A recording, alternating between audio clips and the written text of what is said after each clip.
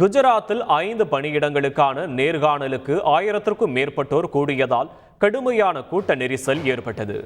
குஜராத்தில் இயங்கி வரும் வேதிப்பொருள் நிறுவனத்தில் காலியாக இருக்கும் 5 பணியிடங்களுக்கான நேர்காணல் தனியார் உணவகம் ஒன்றில் நடைபெற்றது. இதில் கலந்து கொள்வதற்காக ஒரே சமயத்தில் சுமார் 1000க்கும் மேற்பட்டோர் கூடியதால் அப்பகுதியில் கடும் கூட்ட நெரிசல் நிலவியது.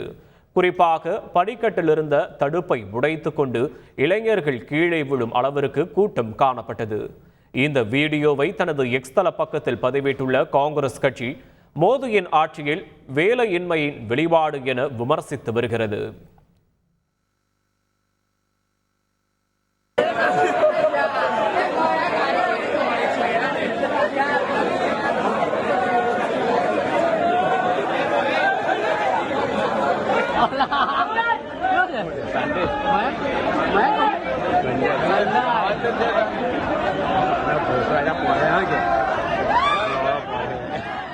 டெல்லியில் கால்வாய் உடைந்து பாவானா பகுதியில் வெள்ளம் ஏற்பட்டுள்ளது. ஹரியானாவில் இருந்து டெல்லிக்கு யமுனை நீர் வரும் முனா கால்வாயில் இரவு உடைப்பு ஏற்பட்டுள்ளது. கால்வாயில் வந்த நீர் பாவானா பகுதியில் குடியிருப்பு பகுதிக்குள் புகுந்தது. வெள்ள நீர் புகுந்ததால் தவிப்பிற்கு உள்ளாகிய மக்கள் வெளியேற தொடங்கினர்.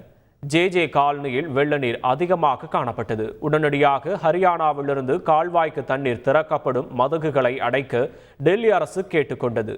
வெள்ள பாதிப்பு பகுதிகளில் ஆய்வை மேற்கொண்ட டெல்லி அமைச்சர் ரிஷி கால்வாய் உடைப்பை சரி செய்யும் பணிகள் நடைபெற்று வருவதாக தெரிவித்துள்ளார்.